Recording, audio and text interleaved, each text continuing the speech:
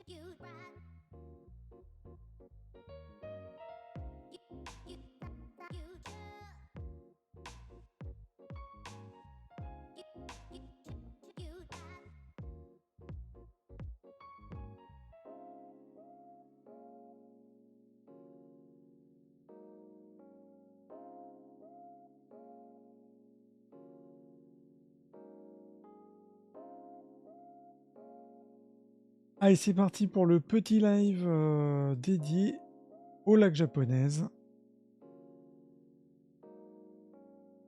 Let's go. Juste ma petite lumière qui va bien. Et normalement, c'est bon. C'est formidable. J'espère que vous allez bien. Salut Vassilia, j'espère que tu vas bien. Pour ce live, donc le live nocturne dédié au lac japonaise. Comment ça a été la journée ? Est-ce que c'est bien pour toi cet horaire, l'horaire du 21h ? Ou est-ce que tu trouves que c'est trop tard ? Que je trouve que 21h, souvent... bon, ok, J'avais commencé les 19h. Et si vous voyez ce live après, dans le replay, puisque je mets ces replays, ça peut être tard pour certains. Et ben en fait, des fois 19h c'est tôt pour certains et 21h c'est tard pour certains. Donc, je me suis dit, faisons un test une semaine, 21h. Si vous voyez ce replay, vous en foutez, parce que de toute façon ce replay est visible sur YouTube, sur Twitch. Après coup, faut voir la fréquentation. Ouais. Bon, après, fréquentation avec Twitch, l'algorithme n'aide pas forcément au début, mais c'est pas grave. Comme je le dis, toujours replay sur Twitch et replay sur YouTube. Que Twitch ne garde que de moi, et c'est vrai que quand on peut aussi regarder dans anciennes vidéos, même si passer les différentes vidéos aussi bien sûr que YouTube, que chacun je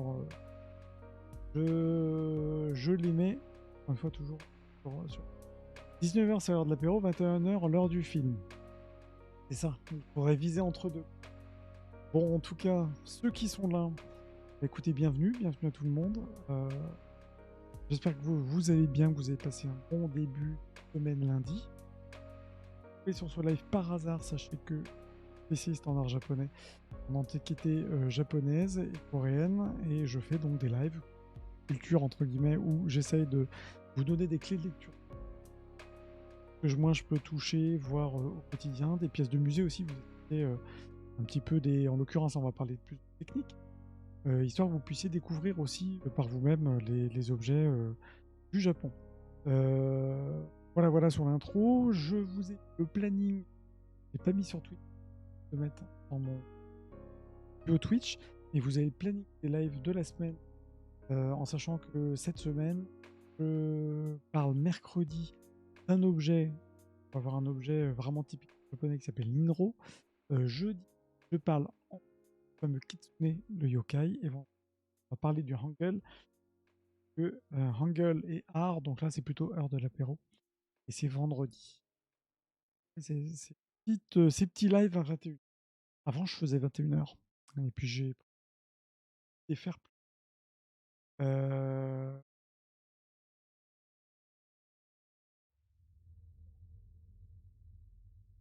Je commence sur les lacs. Alors les lacs japonaises, vous inquiétez pas, ça peut être la vidéo qui va vous prendre la tête bourre crâne possible. J'essaie d'être le plus clair possible pour vous donner les clés de lecture, surtout quand vous allez voir un objet, vous êtes capable de dire ça c'est ci, ça c'est tel de maquillé. On se mélange un petit peu quand on fait une unique de lac. L'idée n'est pas de vous et demain capable vous de faire des lacs, mais c'est de comprendre de jouer. Donc là on en a pour aller 50 minutes quoi. Si vous avez des questions, n'hésitez pas à me poser des questions pendant le live. Ne m'entendez pas, normalement c'est bon, j'ai plus de problème de micro. Juste remonter peut-être un peu le volume de mon micro, ça me fait loucher. Tac, parce que j'ai la sensibilité du micro qui baisse un peu. Normalement là c'est mieux. En tout cas, n'hésitez pas si vous avez des questions. Déjà pour commencer, le terme technique de la japonaise, c'est urushi. Je pense que vous l'avez tous vu. Urushi en bon français. C'est vraiment l'art ancien de la laque, en sachant que c'est vrai que nous aujourd'hui, quand on a des objets japonais laqués, évidemment je vais pas à vous montrer là, bon bref j'en montre un. Là mercredi j'en montre un. On a l'impression que c'est des pièces qui sont plutôt récentes, 18e, 19e, et en fait pas du tout. Les premières laques japonaises, évidemment il y a en Chine, mais au Japon les premières traces remontent vraiment à plus de 5000 ans. C'est-à-dire que c'est pas du tout une technique de laque, ce n'est pas du tout une technique récente, tout au contraire. Je vous ai mis ici 2 exemples qui sont en fait des objets laqués en bois, si je dis pas de bêtises, laqués, rouges, qui sont vraiment de la période Jomon. Donc je vous ai mis Jomon, c'est pas 1300. Attendez, je vais corriger juste ma slide parce que ça c'est tic-tac-touc. C'est là, c'est moins 13 000, pas 1300. On est assez loin, hein. Paf. On remet. Merci Canva. On est jusqu'à moins 400. Donc, vous voyez, moins 13 000, moins 400. On l'a qu'uniquement du bois. Je vais en reparler après. Oui, mais pas que. Il y a aussi du papier, il y a eu d'autres techniques, mais en 90% c'est du bois. Et c'est vrai que en tout cas ces deux objets qu'on peut voir sont des objets qui ont été retrouvés dans des fouilles, qui se retrouvent. Je vous ai mis le lien. Il y a un site qui s'appelle Jomon Japan, ça vous intéresse, qui est vraiment très intéressant, qui montre un peu toute la recherche archéologique de cette période. Donc on monte jusqu'à moins 400 avant Jésus-Christ. Et puis après, on a eu des techniques qui sont de plus en plus développées sur Nara, comme je le mets, entre le 7e et le 12e siècle. Je vous ai épargné tout le détail de l'avancée des lacs japonaises du 7e jusqu'à aujourd'hui. On fait simple. Le but de ce live, si vous tombez ici, c'est vraiment de vous expliquer dans les grandes lignes les lacs japonaises pour que vous soyez capable de reconnaître et comprendre un petit peu ce que vous avez sous les yeux. Bien entendu, on pourrait détailler l'évolution des lacs par siècle, mais sinon là je fais 3 heures. On trouve beaucoup de mobilier bois en fou. Je sais que les citizens, enfin oui, et bien justement et c'est d'ailleurs très étonnant que ces objets laqués en bois, enfin étonnant, non, parce que maintenant on sait que le lac permet de protéger justement les objets, mais c'est quand on se dit que les objets sont vraiment datés, le plus vieux, hein, c'est durement le moins 400 avant Jésus-Christ, ça fait beaucoup. Donc effectivement, on a des objets qui ont été dans la fouille archéo, qui ont été faites. On a découvert des objets qui sont encore de très très bonne qualité. Notamment, il y a un site qui est en bas là que je vous ai mis, qui est Sanmai Maruyama. Je vous laisserai aller voir. Vous tapez dans Google Sanmai Maruyama, vous allez voir, c'est un des grands sites archéo au Japon, où il y a eu justement des premiers objets en lac. On a retrouvé comme étant les premiers pour nous en lac japonaise. Donc c'est juste pour bien comprendre que même si nous on a des objets, moi évidemment j'ai des objets des antiquités. Alors quand je parle d'antiquité, on est 18e jusqu'au 19e siècle, 17e jusqu'au 19e, donc Edo, plutôt moderne, mais il faut bien comprendre que c'est quelque chose qui date bien avant. Le petit passage technique sur expliquer quand même les lacs, là où le lac c'est quoi, vous allez voir pourquoi je dis le après. Pour faire simple, et j'en ai parlé après, le lac, quand on va parler de l'objet, la lac c'est quand on parle vraiment de la sève, du liquide. Pourquoi ? Parce que, qu'est-ce que c'est la lac ? À la base, c'est un liquide qui est produit, c'est une sève en fait, donc c'est un liquide qui est produit par un arbre qu'on appelle nous le laquier, mais je vous ai mis son petit nom, Toxicodendron verniciflume, qui est un arbre en fait à feuilles caduques et qui au Japon on va l'appeler Urushi no ki. Donc c'est un arbre, je vous ai mis la petite photo en haut à droite, qui a la particularité donc de produire cette sève. Donc on va aller entailler l'arbre pour récupérer la sève. Sève qui a une particularité, c'est qu'elle est toxique quand elle est liquide. Donc quand elle est liquide, vous en faites absolument rien puisqu'elle est toxique. Mais après, quand elle va sécher, elle va perdre justement cet agent toxique qui s'appelle le Roshi-Yol. Alors là, vous êtes calé pour un apéro. Prochain apéro, là, vous pourrez sortir puisque tu sais que la sève de l'urushi est toxique. Donc voilà. Par contre, quand elle est séchée, il n'y a pas de problème, on peut la manipuler et il n'y a pas de problème. Je me rends compte que là-dedans j'ai fait plein de coquilles en tapant vite mon texte, c'est pas grave. La récolte de l'urushi, pas de l'utushi, se fait à partir d'arbres qui ont atteint une dizaine d'années. C'est aussi intéressant, c'est-à-dire que les Japonais, là je parle que du Japon, les Japonais ont affiné la technique, ils se sont rendus compte que en qualité, la sève était vraiment la meilleure, en tout cas la qualité de la sève à travailler, le lushi à travailler, était celle de ces arbres qui avaient à peu près une dizaine d'années. Avant, c'est pas suffisant, et la période de coupe c'est entre juin et octobre, en sachant que derrière l'arbre est abattu. Donc ça rigole pas. Alors, c'est sûr que c'est pas très éco-friendly. J'espère qu'il y a un arbre coupé, 3 arbres replantés. Mais voilà. Une technique qui, quand même, est pas top écologique, faut l'avouer. Alors aujourd'hui, c'est fait de manière... il y a des fermes en fait, il y a des lieux qui sont dédiés à ça. Maintenant, je me suis pas plus renseigné, je me dis que je voulais plus me renseigner là-dessus d'ailleurs, sur les histoires de replantation, un peu comme ce que fait l'ONF aussi en France. Bref. Ensuite, la laque, donc la sève, il va y avoir une phase d'évaporation et de filtration, ce qui fait que derrière, on va obtenir le fameux liquide qu'on va mettre ensuite, je vais vous montrer quelques vidéos après sur les objets, ce fameux comme si c'était la laque, comme le vernis que vous pouvez voir, ce qu'on utilise nous par exemple pour les parquets ou autres, dans lequel vous avez rajouté des pigments Majoritairement, c'est le rouge et le noir, mais on a aussi d'autres pigments qui ont été utilisés au Japon. Donc ce qu'il faut retenir, c'est justement d'où l'explication que les objets de Jomon ne sont pas cassés, c'est que justement la laque permet de maintenir l'objet malgré toute l'oxydation, mais les usures, le temps qui passe, l'acidité des sols, etc. fait que on a des objets qui tiennent les années et les siècles. Je vous ai juste remis 2 images ici pour bien comprendre, je trouvais que c'était important. Pour la laque, quand on ne connaît pas à quoi ça ressemble, ce fameux vernis, c'est vraiment de la sève liquide qui sèche et ensuite on lui rajoute les pigments. Et vous voyez, ça fait une sorte de pâté de caramel que vous allez ensuite pouvoir appliquer sur les objets. L'objet Oloshi, pas mal à la récolte du caoutchouc. Exactement. Ouais, exactement. Tout à fait. C'est la même chose.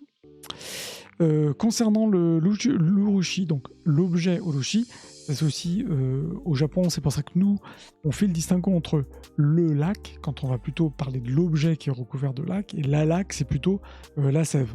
Donc quand on va dire des objets laqués, une boîte en laque japonaise, voilà, c'est un peu important parce que souvent on peut hésiter, attends, le lac, la laque. Voilà. L'objet, lui, il a aussi un autre petit nom en japonais, c'est shiki. Mais ce qu'il faut comprendre, c'est que majoritairement, avec 90% en tout cas des objets sont en bois, mais il y a eu aussi du papier qui a pu être utilisé, qui a pu être laqué. Et certains artistes contemporains ont essayé aussi de laquer des objets en métal. En tout cas, 99% c'est du bois, les objets. En tout cas, toutes les antiquités japonaises qu'on a sont des antiquités en bois. Les quelques objets en papier qu'on va avoir, qui sont laqués, sont notamment les objets, les maïdate, tout ce qui est les éléments de décoration de casques de samouraï. Je vais vous en montrer parce que j'en ai plus. Est-ce que je peux vous en montrer? Juste quand je parle de quelque chose, j'aime bien montrer maïdate. Vous allez voir ce que c'est. Voilà, ce sont les emblèmes qu'on met sur les casques de samouraï. Voilà, par exemple ça. Bon, là c'est du métal, mais imaginez, vous avez exactement les mêmes choses qui sont en papier, une sorte de papier mâché. Vous voyez, les maïdate qu'on met devant les casques. Je ferai un truc là-dessus sur le maïdate. Les décorations de casques japonais qui sont très souvent en métal, mais aussi des fois en papier et qui va être un papier laqué. Pourquoi? Parce que tout ce qui va être des grands maïdate comme ça, qui sont toutes décorations, je dirais, de casques qui sont lourdes, comme ici. Si vous le faites en métal, c'est trop lourd. Donc, c'est avec le papier laqué. L'avantage, c'est structuré et en même temps, vous le laquez. Donc voilà, là, ça, c'est du papier ou souvent des essences de bois qui sont vraiment très très légères. Mais tout ça pour dire que l'objet Oloshi, il est laqué et on va voir tout type d'objets, aussi bien, comme je disais, les maïdate, donc les éléments qui se posent sur les casques de samouraï. Vous avez aussi évidemment les fourreaux de samouraï, de sabre. Vous avez des boîtes de rangement. Bon, il y en a beaucoup, de types, de formes, des petites, des grandes. Vous avez aussi les bols ou tout ce qui va être, je dirais, les plateaux plutôt utilisés par exemple pour les cérémonies du thé. Il y avait un plateau que je vous avais montré qui était laqué. Je crois que je l'avais présenté celui-là. Vous voyez, ça c'est un plateau laqué. Je le prends avec mes gros doigts. Vous voyez, c'est brillant. La laque est brillante. Donc ça, c'est un plateau en bois laqué que vous pouvez utiliser pour servir vos petits gâteaux ou vos petites pâtisseries. Plateau laqué. C'est bon. Donc les plateaux, on fait, en tout cas en laque japonaise, on fait tout type d'objets, d'objets décoratifs et d'objets portés. Ça, on en parlera mercredi avec les fameux inro. J'en parle mercredi. Ce qu'il faut retenir, c'est que la laque, au-delà du fait que c'est décoratif, c'est brillant et on va voir après, on va pouvoir le décorer, faire des petits dessins de diverses formes. L'idée, c'est que c'est très solide. C'est-à-dire que l'objet laqué passe les siècles, passe les années, passe les siècles et ne risque rien. Alors effectivement, on a certains objets. Bon, je vais vous montrer le plateau. Ça aussi, c'est un point. Souvent, on a tendance à oublier quand on achète un objet en laque ou une antiquité. Alors, je ne sais pas si vous allez bien le voir sur la caméra, mais vous voyez le haut, là, le haut du plateau, vous voyez que la laque est un petit peu sautée. Bon, ça, on est sur des plateaux qui sont vraiment, vraiment tout début 20e, tout début 20e siècle. Ce qui est intéressant de voir, c'est que donc le revers, donc tout est bien pas cassé, mais vous allez avoir à certains moments sur vos objets, surtout sur les antiquités, vous voyez le haut de l'objet là. Vous voyez la ligne, la bordure qui a un petit peu sauté. En fait, ça fait ça. C'est-à-dire que la laque, même si le plateau en lui-même, c'est solide, ça risque rien, il y a des éléments de tout ce qui va être jointure, souvent, dès que c'est du bois, hein, donc c'est du bois qui bouge quand même, si c'est humide, dans un coin où ça fait un peu humide, où c'est un peu humide, là, avec la couche de laque est très fine, ça va craqueler un petit peu. Mais par contre, on a des objets qui sont laqués avec plusieurs couches, et comme je dis justement, la qualité d'un objet dépend aussi de ça. Plus il va être laqué, plus il va y avoir des couches de laque, parce que vous allez avoir un objet qui est mouse costaud, mais vous ne le verrez pas. Mais vous avez quelque chose qui est très solide, très dur. Et là, pour le coup, il peut faire chaud, humide, ce que vous voulez, ça ne saute pas. Et ça tient des siècles et des siècles. Donc le challenge, comme je le mets ici, de l'artisan, il faut bien retenir aussi que l'application des couches de laque se font une par une. Et ça, dans un environnement sans poussière. On a tendance à oublier, mais moi j'y pense quand je mets mes films sur mes téléphones portables. Les poussières, c'est une horreur. Les lacs, il faut imaginer que vous avez une couche de lac, si vous avez de la poussière qui se fout dessus, vous remettez une deuxième couche de lac, imaginez un vernis, vous mettez une couche de vernis, 2 couches de vernis, ça va pas le faire. Donc imaginez le temps, le lieu, faut pas respirer. Et donc je vous ai mis ici tout un détail des différentes étapes pour le laquage, d'un site qui est très bien, qui est Pilote Namiki. Pilote, pourquoi? Parce que ce sont les stylos. Je vais montrer quelques petites photos juste après. Les stylos pilotes, je vous invite à les regarder. Il y a toute une série aujourd'hui de stylos qui sont laqués, donc qui sont vraiment des objets utilitaires d'artisanat, c'est de l'artisanat d'art, notamment par Pilote, et qui a fait un site sur la laque, et je vous ai mis ici les 4 étapes, en tout cas des objets laqués. Il y a déjà des sous-couches de laque, donc on a déjà une structure en bois, un objet en bois, on va lui mettre des couches de laque, on va dessus dessiner, je vais en parler après, des différentes techniques de dessin, avec notamment des petits pinceaux, on va même graver à certains moments, on va saupoudrer ensuite les paillettes d'or, notamment avec le Funzutsu, qui est un petit bâton de bambou, vous allez voir aussi après, et ensuite on va polir pour que ça brille.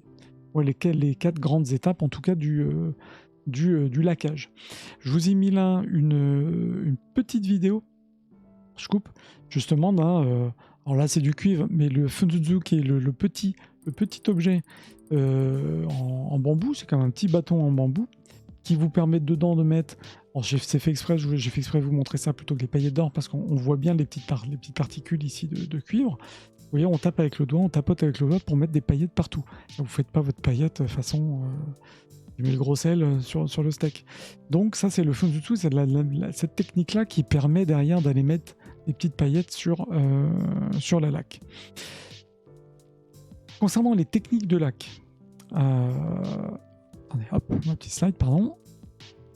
Vous m'arrêtez si je suis pas clair, si je vais trop vite, si je vais essayer d'être le plus clair possible. Et sans vous noyer dans les termes techniques non plus. La grande technique de laque, il y a d'autres techniques, je vais les détailler un petit peu après, c'est le maquillé. On entend tout le temps parler du maquillé. Si vous vous intéressez à l'art japonais, si vous allez dans les musées, vous voyez les petits cartels à côté des objets en laque avec la dorure. Souvent vous allez voir maquillé. Alors, le maquillé des gens japonais, on va le traduire par peinture parsemée. C'est une technique donc de décoration, parce qu'il y en a d'autres, dont le but c'est de saupoudrer cette fameuse poudre d'or ou d'argent sur des objets laqués pour créer des différents motifs. Et on peut même aller polir dans le maquillé, polir le lac pour que ça y ait cet effet un peu métal brillant qui apparaisse. Donc ça, c'est vraiment le maquillé. Et ça, cette technique du maquillé, je vous ai mis un exemple en dessous parce que je vais en venir. Il n'y a pas une technique de maquillé, il y en a plusieurs. Retenez juste que le maquillé, c'est quoi? C'est soit mettre de la poudre d'or, 90% c'est de l'or ou de l'argent, ou de l'incrustation notamment de nacre, comme je vous ai mis à droite un petit exemple, avec ce qu'on appelle cette technique, la Radenji maquillé, Radenji naquillé, qui est juste d'impliquer des petits morceaux de nacre. Le maquillé, lui, il est vraiment en vigueur depuis Kamakura, donc depuis entre le 12 et 14e siècle, et c'est là où on a vraiment développé, en tout cas il y a vraiment une grosse attente du maquillé. C'était vraiment quelque chose qui s'est développé à ce moment-là. On a plusieurs artisans, tout le Japon, qui ont développé évidemment cette technique de maquiller, et vous avez aussi d'autres techniques nées du maquillé, comme je vous ai mis ici, et dont la deuxième, celle qui est en gras, qui est vraiment la plus importante. La première, il y a le Kamakura Bori. Kamakura Bori, qu'est-ce que c'est? C'est on va aller faire plusieurs couches de laque très épaisses, je vais vous montrer un petit peu, qui vont être gravées. Vous allez voir que c'est un premier style qui n'a rien à voir avec ce que je vous raconte ici, avant de vous parler du Tokidashi Makie. Ça, c'est du Kamakura Bori. Donc Kamakura Bori, vous voyez bien que c'est laqué, hein, on voit que c'est de la couche laque, rouge, mais vous voyez que c'est l'objet qui est gravé, enfin en tout cas, on a un objet dans lequel on met plein de couches de laque et on va graver ensuite cette laque, comme si c'était une surface, limite comme si c'était vous avez le bois, vous avez une surcouche de laque que vous gravez. Donc ça c'est vraiment le Kamakura Bori. Moi j'adore, je trouve qu'il y a un rendu qui est dingue. En plus il y a des objets en Kamakura Bori qui sont soit qui tirent dans le marron, comme on peut le voir ici, rouge foncé marron, ou voir rouge pétant. Laque, c'est incroyable. Regardez Kamakura Bori si ça vous intéresse, qui est vraiment une technique de laque qui est à différencier. On est parti du maquillé, c'est pas saupoudré, parce qu'au départ on s'était saupoudré d'or, on a enlevé en gros, on est resté sur juste la gravure, mais c'est vraiment très intéressant cette technique de Kamakura Bori. J'ai juste un petit aparté sur cette petite technique qui est vraiment, j'irai à connaître aussi quand on s'intéresse au lac. Et sinon, donc en maquillé, celle qui est la plus réputée, en tout cas dans les techniques, c'est le Tokidashi maquillé. Tu me dis la couleur vient du bois ou de la laque. Là, ici, le rouge, c'est vraiment de la laque, qui est pigmentée avec un léger pigment de rouge ou un léger pigment plus foncé. Après, évidemment, selon le bois utilisé, puisque entre le fourreau de sabre ou le plateau, on va avoir différents bois. Ça peut être du paulownia, ça peut être les différentes essences de bois qu'on utilise au Japon, qui sont gravées. Mais en tout cas, le pigment, la couleur, que quand vous voyez de la laque, ici rouge, ou par exemple ici noir, marron, c'est le pigment qui est dans le liquide, dans la laque. Donc c'est pas la surface, pas en dessous, c'est vraiment la première couche. Et justement, j'en viens à ça sur le... Oui, bah oui, alors c'est oui, c'est transparent. Oui. C'est transparent, mais ils mettent tout de suite du pigment très rapidement pour que ça prenne et que la couleur prenne. Mais oui. Bah, même la sève, quand elle est de l'arbre, elle est blanche, blanche transparente, quoi. Et effectivement, quand ça... naturellement, en tout cas, c'est clair que c'est pas coloré. Ça, c'est sûr. C'est comme un vernis, comme les vernis qu'on va acheter chez, je sais pas, Rouget et Play ou autre, quoi. La grosse technique de laque, en tout cas la plus connue dans le maquillé, c'est le Tokidashi maquillé. Idem, je vous invite à regarder si ça vous intéresse. Je vous ai mis ici d'un site qui s'appelle Gallery Japan, qui a mis les étapes de maquillé. Je trouve que c'est important pour qu'on puisse comprendre les différentes, encore une fois, ce qu'on a sous les yeux. La technique, c'est assez simple. Elle se détaille en 4 étapes. Première étape, c'est le motif qui est peint carrément en laque sur une surface. Donc vous avez déjà une première surface laquée sur laquelle le peintre va aller peindre avec un petit peu de laque, pour que ce soit, donc le fond est sec, mais la peinture laquée, forcément elle est humide, sur lequel il va aller saupoudrer avec le funjutsu, avec le petit morceau de bambou, les petites pastilles, paillettes d'or, juste puisque comme le petit motif était encore humide, la paillette elle s'accroche, et puis ensuite il va aller essayer de poncer et de nettoyer les surfaces, polir la surface, pour qu'ensuite on ait, comme vous voyez, une fois que ça a séché et que vous avez évidemment une nouvelle couche de laque entre temps, pardon, je ne vais pas expliquer, mais il y a une nouvelle couche de laque, l'ensemble va être incroyablement lisse. Et ce que je disais tout à l'heure, c'est l'effet métal, c'est que quand on voit ici, alors c'est peut-être un peu petit là, pour vous, mais quand on voit ici ces petites paillettes d'or, quand c'est tellement poli, ça brille, on dirait carrément des feuilles d'or appliquées. Alors que c'est pas du tout le cas, c'est pour ça que je dis le métal, c'est incroyable comme rendu. Le maquillé et cette technique-là, c'est le Tokidashi maquillé. Après, souvent dans les descriptifs, vous allez voir que c'est du maquillé. Mais en fait, précisément, c'est cette technique-là qui est utilisée. On a une autre petite technique qui s'appelle l'ikakeji, là qui est particulier, c'est sur les nacres découpées. Les coquilles, par exemple, c'est des coquilles qui sont de coquilles de nacre qui vont être décorées et laquées. Ça, c'est aussi une technique qui était connue, en tout cas, dès le XIIIe siècle. Concernant le Tokidashi maquillé, je vous ai mis là une image que je trouvais qui était quand même assez parlante, où on voit le pinceau qui est très très fin, Donc là, c'est sur un stylo. Je crois que j'ai tiré ça justement du site Pilote, où on a donc une surface qui est déjà laquée, donc sèche, sur lequel on a le fameux coup de pinceau avec justement cette fine couche de lac, qui ensuite va être je dirais recouverte de petites poudres d'or. Je vous ai mis une vidéo ici, vous allez voir, je coupe le son. Namiki, si ça vous intéresse d'ailleurs, regardez, c'est le site donc Pilote Namiki, qui font donc des objets. Chaque stylo créé en lac sont incroyables, donc c'est des créations contemporaines, hein, évidemment, c'est des choses d'aujourd'hui. Et je trouve que la technique de fabrication, c'est pour ça que parler des lacs sans montrer la manière dont c'est fait, c'est pour ça que je vous parle plus de technique que d'objets en soi, parce que je trouve que, regardez, c'est comme ça qu'on comprend tout le travail qu'il y a derrière. Donc vous voyez, il y a déjà une première couche, deuxième couche avec les pigments mélangés, ensuite, une fois que c'est sec, un travail au pinceau très très fin, et donc c'est comme ça qu'on va aller créer différentes, je dirais, textures et différents rendus, dessins sur des objets, vous voyez, en ajoutant ensuite la petite poudre d'or pour donner justement toute cette particularité aux objets laqués. Donc regardez cette partie de vidéo, je trouve qu'elle est fameux intéressante, avec le fameux Fujitsu, où là, il va aller diffuser ses paillettes sur le fond, sur le motif. Et donc là, on est sur des mélanges de techniques, je vais en parler aussi un petit peu après, de maquiller, qu'il a maquillé notamment. Donc Hila, c'est quand c'est plat, et Taka, c'est quand c'est en relief. Et je trouve que c'est pour ça que je voulais montrer ça, parce que je trouve que là, on se dit, ah ouais, en fait, il y a du travail quand même. Donc c'est du mélange entre aussi bien des techniques de pinceau, très fines, déjà, évidemment, ce pinceau un peu plus large pour mettre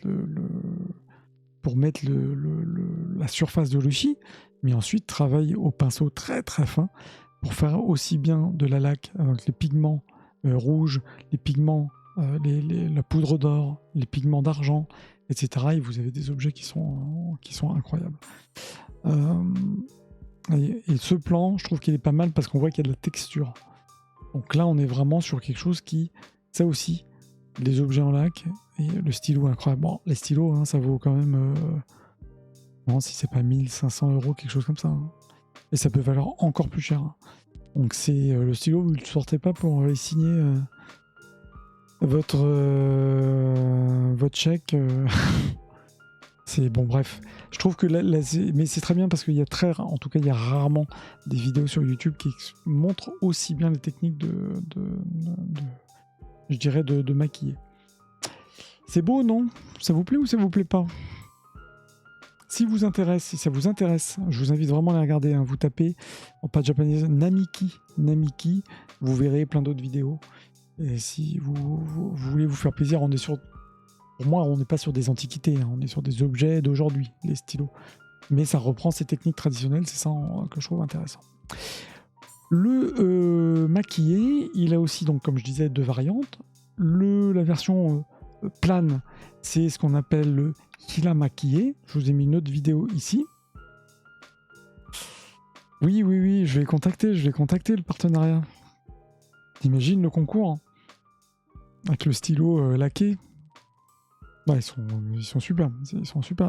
Moi, personnellement, je n'oserais même pas toucher au stylo. Voilà. Le maquillé, lui, en version Hila maquillé, c'est vraiment Hila. Quand c'est Hila, c'est que c'est lisse, surface plane. Donc, c'est un peu les mêmes techniques que ce qu'on vient juste de voir là dans la petite vidéo rapide. Vous voyez, c'est peint. Donc, il y a déjà évidemment un premier motif qui est tracé. Ensuite, au pinceau, la Villa Valbonne chez le notaire. Oui. Villa, c'est un grand mot, villa. Imagine. Ouais, je pense qu'on va dealer le partenariat avec Pilote. Ouais.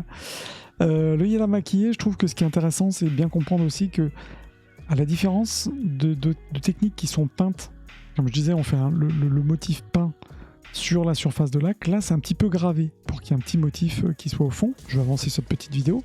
Et ensuite, l'artiste va aller mettre par-dessus une petite couche rouge et ensuite va remettre le saupoudrage. En fait, la différence, c'est que là, comme la laque est légèrement gravée, ça va permettre de travailler plutôt en vraiment très légère profondeur la surface de laque pour que la surface en elle-même sur le dessus soit très très lisse. Et ensuite faite au pinceau. Ça, c'est vraiment une des techniques aussi qui est, que vous allez voir sur des objets. Je vous ai mis un exemple, là, on le voit peut-être. Je voulais vous montrer un peu la texture pour bien montrer que c'est lisse. Et vous avez des objets en laque. Voilà, tout à fait. Il va remplir les interstices et il va sinon redessiner un petit peu en plus sur le dessus.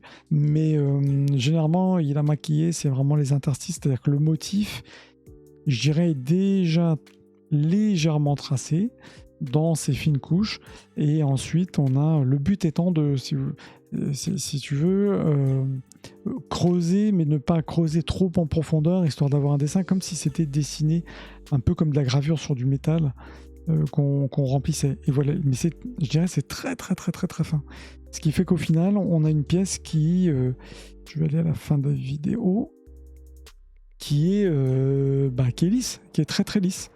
Donc ça, c'est idem, c'est toutes les pièces que vous pouvez voir dans les musées Guimet ou autres, où quand vous voyez des objets qui sont laqués de cette manière où c'est pas en relief, on va parler de hiramaki. Quand on a une pièce qui, à l'inverse, est en relief, en relac au-dessus, oui, toujours, il y a une légère fine couche de laque pour justement, je dirais, enfermer les petites particules d'or. Donc il aura mis sa petite particule d'or là, ces petites, on a mis saupoudré d'or, une fois que c'est posé, que c'était bien mis, une très légère couche, un peu comme un vernis sur le dessus. Il fait qu'au final on ne sent absolument rien à la main. C'est pas toujours le cas, dans certaines laques, quand c'est pas saupoudré, j'ai des motifs qui sont en relief. Je remonte ici mon plateau, mes petits personnages là, qui sont là. Je sens du relief. Il y a du relief, c'est-à-dire que le plateau, le motif a été, certes c'est laqué, tout ça c'est lisse, par contre le motif qui est là est légèrement en relief, il a été fait au pinceau par-dessus, c'est-à-dire qu'il n'y a pas une surcouche de laque. Je dirais que la surcouche de laque, elle est quand on a le petit pigment, le petit pigment d'or. Mais encore une fois, après ça va dépendre aussi des techniques. Le takamaki, rapidement, c'est je dirais le contraire de hiramaki. Hiramaki, c'est quand c'est lisse, vous touchez rien. Le takamaki, là pour le coup, on veut vraiment du relief, voire du haut relief, avec une double technique où on travaille déjà le bas relief avec du saupoudrage. On va en plus créer des motifs avec notamment de la poudre de charbon. Je vous ai mis cet exemple-là, notamment avec des canins, qui je trouve que c'est assez intéressant, puisque pour donner autant de relief, s'il fallait mettre des couches de laque, ce serait impossible. Ce qui veut dire que le motif qui est là, il est travaillé en plus, donc déjà une première couche de laque, le motif est travaillé au pinceau et au charbon, dans lequel on va rajouter une couche de laque, une deuxième couche de laque, c'est-à-dire que le charbon permet d'avoir quelque chose qui est vachement plus épais. Donc ça, c'est le takamaki. Je trouve qu'il est vraiment très intéressant à aussi voir. On a moins de pièces, c'est plus compliqué de trouver des objets en takamaki. Plus fragile aussi, évidemment, puisque avec le temps, là pour le coup, comme c'est en relief, ça s'accroche un petit peu, mais vous avez encore des très belles pièces qui sont présentées. Je vous ai mis ici un Inro, donc je vous en montrerai un mercredi. Vous voyez le relief, on a l'impression que c'est du métal, alors que non, c'est laqué, et je trouve que c'est hyper impressionnant, et on voit ce côté relief qui ressort. C'est vraiment incroyable, en tout cas comme technique. Le takamaki. Je vous ai mis un autre exemple ici, pareil, du MFA de Boston. MFA, c'est le musée. Je vous invite aussi à voir le site du MFA Boston qui est incroyable. Il y a plein de photos. Toutes les photos sont en très bonne qualité. Où vous avez, notamment sur cet Inro, des couches. Notamment, on le voit au niveau du poisson qui est en léger, vraiment qui est en relief, avec en plus de l'incrustation, etc., de nacre et autres. Vous avez quelque chose qui est un objet qui est en relief. Mais en même temps, il y a un peu cet effet de profondeur aussi. Et ça, c'est vraiment le takamaki d'une technique de laque qui est incroyable. Les petites feuilles qu'on voit là, elles sont peintes. Ça n'a pas été relaqué par-dessus, par exemple. Ça aussi, on le voit de toute façon, quand ça n'a pas été relaqué par-dessus. Quand je dis relaqué, c'est que vous avez les motifs sur lesquels on aurait remis une couche de laque. Vous le voyez à l'œil nu, de toute façon, quand c'est peint, il y a ce léger relief, comme je vous montrais sur le plateau, il y a ce léger relief qu'on sent. Vous avez aussi des grandes techniques on en entend très souvent parler, c'est le Nashiji. Alors le Nashiji, c'est quelque chose qui, pour moi, vient en complément du maquillé, puisqu'en fait, le Nashiji, le but, c'est de travailler plutôt la texture de l'objet. C'est-à-dire, on va saupoudrer, évidemment toujours avec un petit peu de paillettes d'or, mais l'idée de base, c'est que on va utiliser aussi une poudre de pierre fine. C'est de la poudre de pierre de granit généralement, qui est mélangée avec la laque pour lui donner une surface texturée. C'est-à-dire que le Nashiji, quand vous voyez des objets en Nashiji, on n'appelle pas ça Nashiji juste parce qu'on a l'impression que ça fait des petits points. Pourquoi je dis ça? C'est parce que ça ressemble à la poire nashi. Non, je sais pas si vous voyez les poires nashi, les poires japonaises rondes, assez blanches, qui ont une texture avec des petits points, là, hein, comme une poire. Le Nashiji, c'est pas parce qu'on a l'impression d'avoir des petits points dorés que ça nous fait penser à une poire. Non, non, pas du tout. C'est la texture. Si vous passez le doigt sur un objet qui est en Nashiji, vous allez sentir un petit granuleux. Et c'est vraiment ça le Nashiji. Et le Nashiji, lui, il vient en complément du maquillé. C'est-à-dire que quand vous allez avoir un objet comme ça, donc là c'est du Brooklyn Museum, où vous avez des motifs, des dessins faits au pinceau, à l'or, sur une surface laquée, avec certes de l'or saupoudré, si vous sentez ce petit relief, ce sera du Nashiji. Voilà, c'est vraiment une technique aussi particulière. Je voulais en parler parce que souvent on va se mélanger les pinceaux entre le maquillé et le Nashiji.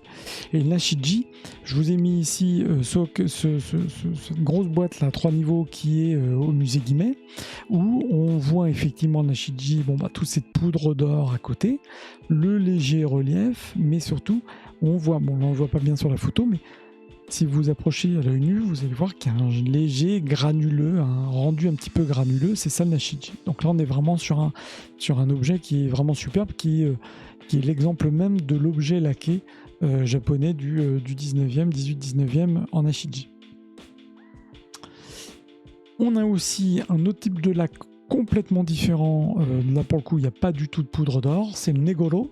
Donc Negoro, c'est une technique en fait qui est un peu comme le Kamakura-bori, où je rappelle Kamakura-bori, c'est quand c'est gravé, sculpté avec ces claques rouges, quand même avec des jeux de transparence. Là, on est vraiment sur le Negoro, on est vraiment sur du rouge qui est plutôt du rouge vermillon. Moi, j'adore, c'est vraiment une des techniques de lac que je préfère. Parce que je trouve que les couches de lac, donc vous avez plusieurs couches de lac qui sont plus ou moins foncées, dans lesquelles on va, dans certains cas même, créer des motifs laqués, toujours au pinceau, sur lequel on remet des couches de lac, et ça va être poncé pour donner ce côté brillant, ou voire faire apparaître, comme ici, vous avez un site Japan Arts Crafts justement qui vous montre d'autres photos, vous avez l'impression que c'est la surface, une première couche de lac noir, sur lequel vous avez mis une couche de lac plutôt rouge vermillon, et ensuite l'artisan il va avoir poncé pour faire ressortir ces taches de noir, sur lequel on va ensuite remettre une nouvelle couche de lac. Donc ça c'est vraiment le Negoro.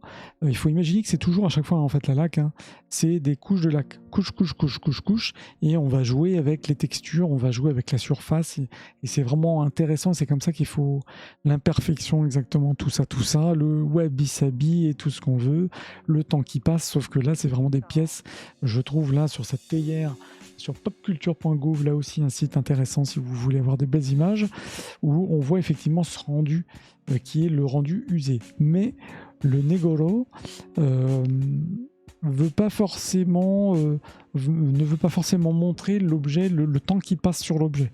C'est effectivement pour jouer surtout sur des motifs. Ça me rappelle un petit peu des tissus tressés, mais c'est pas dans une allusion du temps qui passe. Je veux dire, effectivement, c'est plus l'imperfection que le temps qui passe. J'avance avec les techniques. Le Rohiro, allez-y, bon courage en japonais. En bon français, Rohiro, qui est une technique là un peu différente. Je ne m'étends pas dessus. L'idée, puisque c'est par rapport aux techniques que je vous ai juste montré avant, c'est d'avoir un rendu en fait le plus brillant possible. À gauche, je vous ai mis un stylo qui est justement en Rohiro, qui donc en clair, c'est quoi? C'est des couches de lac très souvent noirs, mais qui sont polis, pour vraiment avoir ce rendu très noir et tout de suite brillant sur lequel on va pouvoir potentiellement soit graver, soit faire des motifs. Comme à droite, vous avez des boîtes qui s'appellent des Hokai. J'ai à peu près les mêmes. Qui sont en fait le héros. Il faut imaginer que le noir que vous avez, le fond noir, il est très brillant. Donc là, ça se voit pas bien sur la photo, mais il est très brillant, sur lequel vous avez vu, là, en l'occurrence, des motifs floraux qui ont été rajoutés. Donc c'est intéressant aussi cette technique. Bon, je dirais que c'est plus une variante de ce que je viens de raconter juste avant, puisque là, c'est plutôt l'enjeu, c'est plutôt de polir au maximum la surface pour avoir ce côté limite miroir de la laque. J'avance sur la dernière ou l'avant-dernière, si je dis pas de bêtises, technique, qui est la Tsugaru Nori. Alors, Nori, et pas Nori. Nori, c'est les algues. Qui est une laque donc, de Aomori, et qui là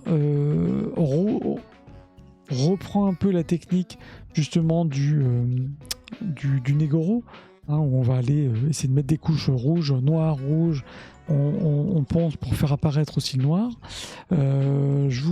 J'avance un petit peu pour vous juste montrer la technique, parce que je trouve que celle-ci est très intéressante. Vous avez déjà l'objet. Attendez, je vais mettre autre chose comme musique. Hein. Vous avez l'objet donc en bois, donc en l'occurrence un plateau, qui est légèrement gravé, mais où vous voyez, c'est très rarement d'ailleurs sculpté. Hein. Donc les textures d'ailleurs, quand vous allez voir des textures de laque, le bois n'est pas laqué, hein. n'est pas creusé. Voilà, il a une première couche de laque. Je trouve qu'il n'y a rien de mieux pour voir la vidéo, pour bien comprendre la technique. C'est une couche qui est assez épaisse, hein. Donc là avec un pigment qui est marron. Il met un tissu pour renforcer, donc une couche finalement intermédiaire de tissu. Là c'est vraiment le Tsugaru Nori.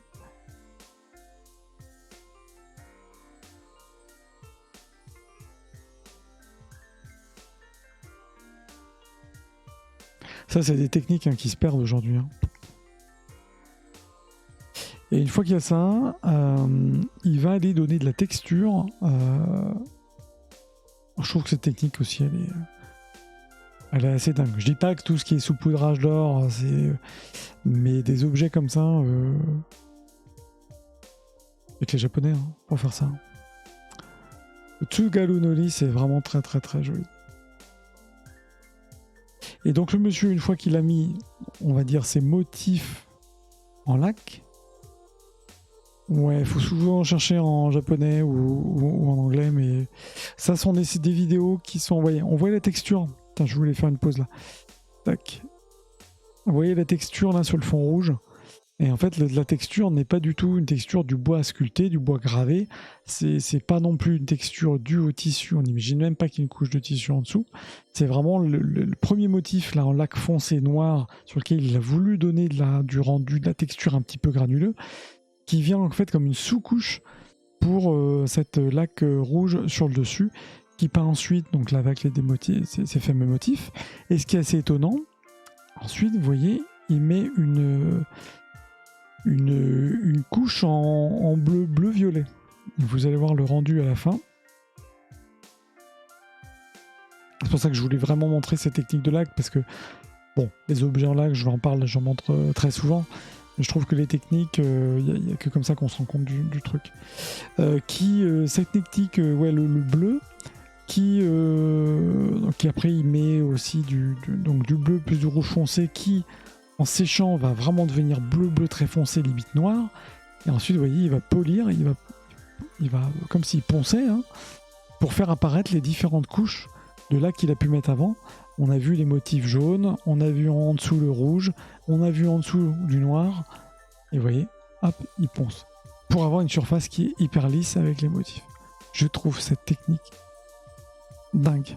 Je trouve le rendu dingue. La technique dingue, c'est mon... Avec le Negoro tout rouge, c'est mon dada. Et il y a tout plein de choses. Hein. Vous avez des bols, vous voyez, des finesses. Peut-être que vous l'avez déjà vu d'ailleurs sur des baguettes.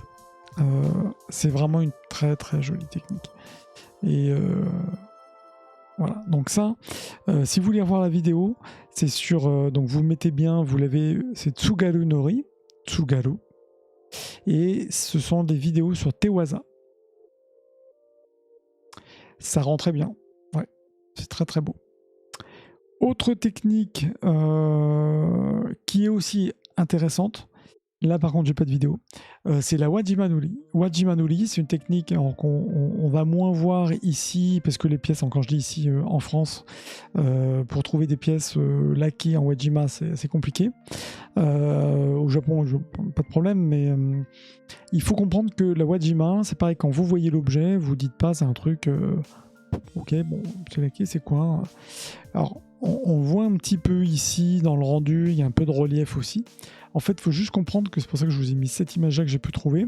C'est que la Wajima Nuri, en fait, tout le but, c'est qu'au départ, sur l'objet, sur la surface en bois, par exemple, il va y avoir plusieurs couches de lac, de lushi, qui va être mélangée en fait de la terre de diatomée en poudre. Alors, la terre de diatomée, c'est une terre, hein, je me demande si c'est pas proche du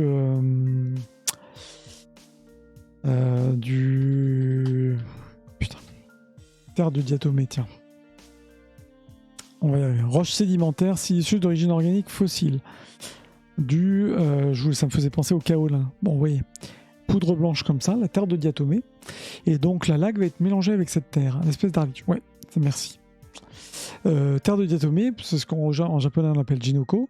Et vous voyez, l'artisan va mettre une grosse couche sur l'objet. Donc là, c'est vraiment il va enduire l'objet de cette couche, et ensuite il va graver. Mais là, il va pas graver finement comme on l'avait vu sur l'autre technique où c'est tout fin. Là, il va vraiment y aller de plus en profondeur même, pour ensuite dedans ajouter la poudre d'or. Et c'est-à-dire que, alors ça rejoint l'autre technique, sauf que Wajima, on va être un petit peu plus en profondeur dans l'objet, dans la technique de lac gravé.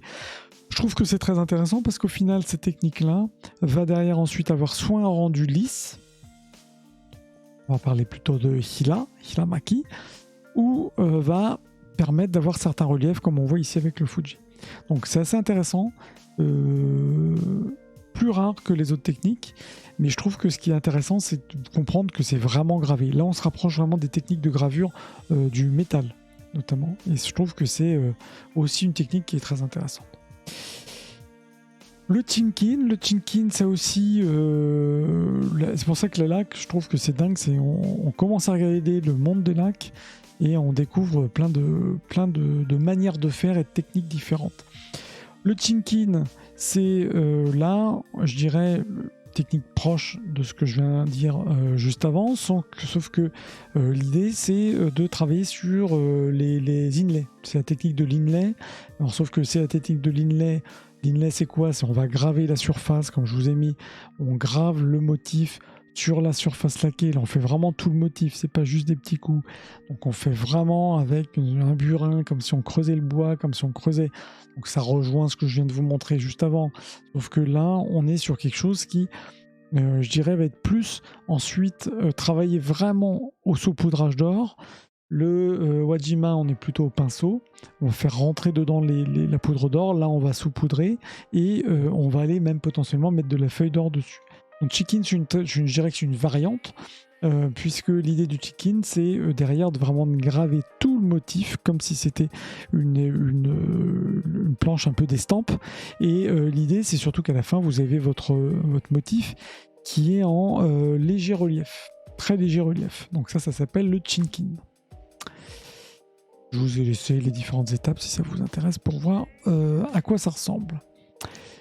Pour terminer sur les techniques un petit peu annexes, on a le Yomon et le Rankaku. Le Yomon, c'est, je vous ai mis un petit exemple ici de stylo, c'est la surface est brunie avec du charbon pour révéler les éléments incrustés, ou on va rajouter par-dessus une laque en l'occurrence rouge, c'est-à-dire que vous avez ici une différence, il y a une première couche et on va utiliser soit des feuilles de métal qu'on va ensuite polir, soit des éléments, par exemple la fleur là que vous voyez là, c'est une feuille de métal qui a été coupée, qui a été dessinée et fixée sur la laque. Donc c'est comme si c'était des petites parties de métaux ou de nacre qu'on va aller poser sur une surface laquée et ensuite on va relaquer le tout ou bruni, notamment avec du charbon de bois. C'est cette partie de cette technique de Yomond qui est vraiment particulière. Là aussi, c'est une technique qui est assez rare qu'on utilise, en tout cas aujourd'hui quasiment plus, parce qu'elle se rapproche plus après, je dirais que c'est plus de l'incrustation, c'est moins demandé. C'est-à-dire aujourd'hui, ce qui est vraiment demandé, même au 19e, et ce qui était demandé, on est vraiment sur l'artisan qui met son pinceau. Je dis pas que c'est moins... il y a moins d'artisanat, il y a quand même du métal, hein. On est quand même sur des motifs qui ont été réfléchis, comme si vous mettiez des petits morceaux de métal que vous aviez coupés, comme la nacre, c'est exactement la même chose. Mais pour le coup, la Renkaku, qui est cette deuxième technique un petit peu exotique, qui, je vous ai mis un exemple en haut à droite, qui elle est clairement sur couche de laque, on met des gros morceaux de coquilles de nacre ou de coquilles, on est vraiment sur une laque qui va être brunie encore plus, pareil avec du charbon, pour essayer de mettre vraiment ce fond noir, pour faire ressortir avec ces petits motifs, ces dessins, un peu comme de la mosaïque. Le Renkaku, c'est vraiment de la mosaïque de nacre. Voilà. Je passe rapidement, c'est vraiment deux techniques qu'on voit très peu par ici, en tout cas en France. Dernière technique, et là je pense que j'aurais vraiment fait, je dis pas de bêtises, hein, je suis sur la dernière, je sais plus, la dernière technique de laque. Je pense que j'ai vraiment fait tout le tour dans les techniques de laque. C'est la Hida Shunkai, qui est aussi une technique qui est vraiment très particulière, que j'aime beaucoup. La 8e dernière, j'avoue. C'est vrai que je me suis un peu enflammé. Il y a quatre techniques. On dit c'était une dernière technique. La Hida Shunkai, promis, c'est la dernière.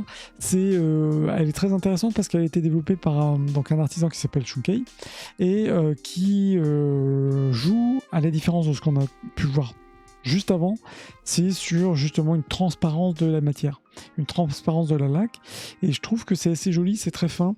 Là aussi, on trouve difficilement, en tout cas des pièces plutôt d'antiquité.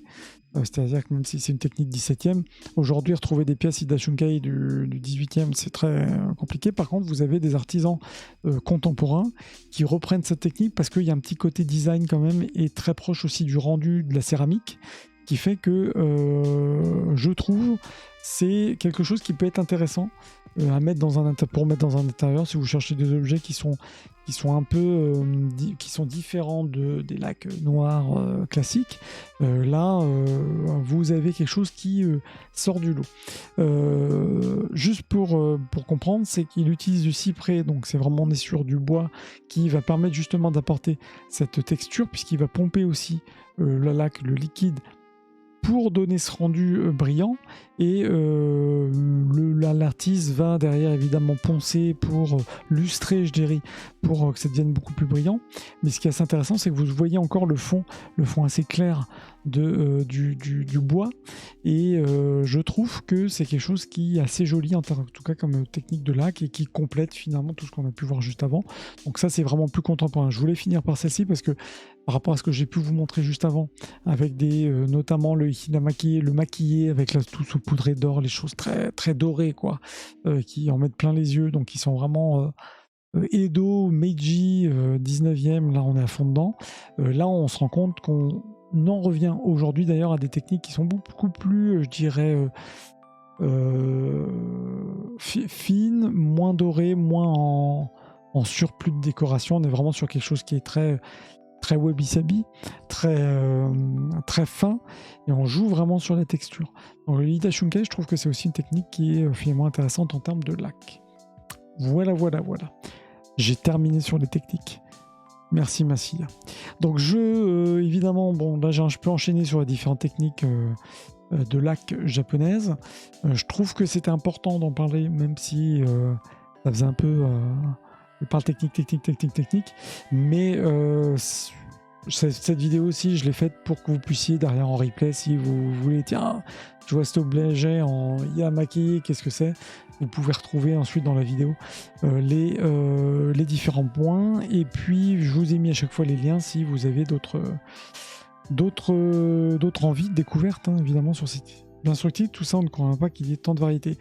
Bah, c'est pour ça que je voulais en parler, parce qu'effectivement, quand on voit des objets, même faire la différence à l'œil nu, quand on ne connaît pas entre le chicken qui, en rendu, en clair, va être différent du Hida maquillé, c'est parce qu'autour, le motif, il est saupoudré, légèrement en relief, et derrière, sur fond noir, c'est-à-dire qu'il n'y a rien d'autre. C'est pour ça que c'est gravé, pour pas que ça dépasse, en clair. Alors qu'il y a d'autres techniques comme celle-ci, où là on est vraiment sur aussi bien du relief de texture que sur le motif qu'on essaie de faire ressortir. Donc c'est pour ça que je trouve que on ne parle pas que de laque japonaise au singulier, on est vraiment sur les laques japonaises et on avance tout un domaine, et je trouve que on n'en parle peut-être pas assez.